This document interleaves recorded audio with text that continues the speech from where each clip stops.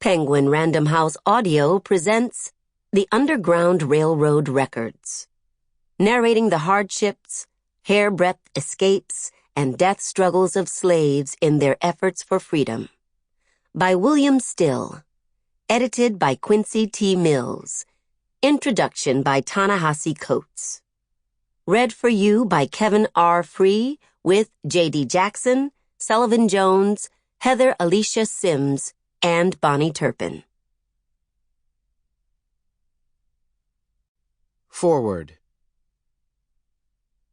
William Still's The Underground Railroad Records is a massive testimony of resistance. The road, as Still would often refer to it, was paved and rugged, choreographed and improvised. Enslaved people shipped themselves in boxes, stowed away in steamships, and stole away the value placed on their labor and bodies as they dressed as men or passed as free to travel north. Still stood as a historian of fugitivity. An entrepreneur in Philadelphia and, beginning in 1847, a clerk and corresponding secretary of the Pennsylvania Anti-Slavery Society, he became active in the abolitionist movement. When anti-slavery activists reorganized the Vigilant Committee into the Vigilance Committee after the Fugitive Slave Act of 1850, Still served as its chairman and coordinated a vast network of anti-slavery advocates and provided a welcome to many tired souls looking for safe passage anywhere in North America. Still welcomed approximately 649 fugitives and recorded their stories, experiences, and expectations. These records of the road provide a window onto the paradox of slavery and freedom and the space between them. Still first published the Underground Railroad Records in 1872. This and subsequent editions included anecdotes, first-hand accounts, and letters from those escaping slavery and those assisting. Still's archival collection amounted to over 800 pages. This present edition has been heavily edited to provide listeners access to this significant text. While I have omitted approximately 2/3 of the material, I have privileged the experiences of women and families in this edition. Historians have written extensively about enslaved men who fled slavery. The assumption was that enslaved women showed up in the advertisements for fugitive slaves less often than men because women were less likely to leave children behind.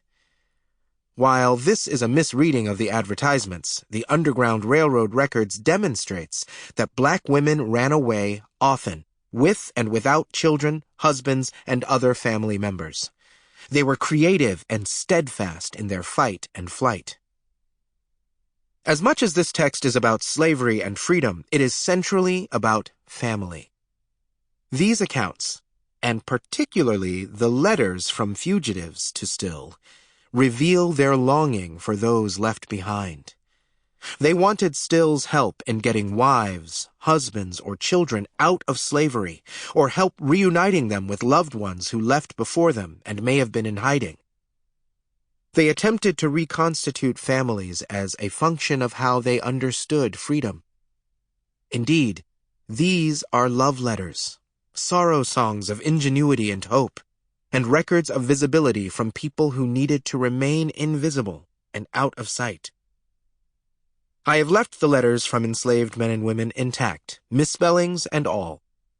As Still himself notes, the originals, however ungrammatically written or erroneously spelt, in their native simplicity, possess such beauty and force as corrections and additions could not possibly enhance. While it may take the listener a little time to decipher some words in the text, this minor inconvenience is the least we can endure, considering the circumstances and larger historical context in which these letters were written. Given the time and space constraints, I have omitted a number of accounts and sections of the original text. To be clear, every fugitive, every account, every experience is singularly weighted with the heavy heart and soul of one's journey toward a more free place. In addition to privileging women's experiences, I also sought to include different kinds of journeys from a variety of locations. Although Still's text is also about the work of the Vigilance Committee, I have elected to omit a major section, portraits and sketches, that provides short biographies of some of the most famous and active black and white abolitionists of the 19th century. Many of these names, however, show up in the various accounts of fugitives' journeys. I accept sole responsibility for any errors or shortcomings in this curated edition. The stories in this book are gripping, heart-wrenching, and telling of the fortitude of those denied liberty. These are stories of the past, but we should not look past their illuminations on our present. Angela Davis's and Assata Shakur's fugitivity could be appended to this text. The stories of unarmed black men and women could, too, be appended to this text, as many have sought spaces something akin to freedom. Their road was more modern, but no more paved. Still's The Underground Railroad Records paradoxically hides and unveils the practice of freedom. Quincy T. Mills. Introduction. When I was a child, one of my favorite field trips was from my Baltimore public school to the National Museum of Natural History at the Smithsonian in Washington. What I remember and what I loved best was the life-size dioramas of the past, still dramatizations of Neanderthals or watering holes somewhere on the savannah. Even then I was fascinated by history, a world that shaped my own, but that I could never visit. The dioramas, three-dimensional reconstructions of the past, were as close as I could ever get. The importance of that key word, reconstructions, I would not learn until much later. The problems inherent to reconstructing the past, the importing of modern prejudice and expectations, were all there in those dioramas depicting, for instance, the first meetings between the Pilgrims and the Native Americans. But the inherent problem of Reconstruction isn't simply the importing of prejudice. The problem is in its promise that the past is a fixed entity and can be objectively reconstructed. But the truth is that the past can never be fully captured because the past no longer exists. All we have of it are the dramatizations we conjure, the dioramas we construct, the stories we tell. For most of American history, this country's historians and mythmakers have favored a particular story of the epic of enslavement and all that came of it. The story comes in two forms.